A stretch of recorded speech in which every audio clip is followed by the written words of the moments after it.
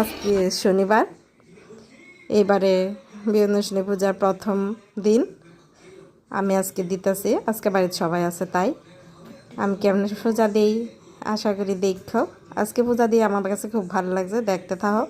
আমি এইরকম দিই, ভুল ত্রুটি মাফ করো।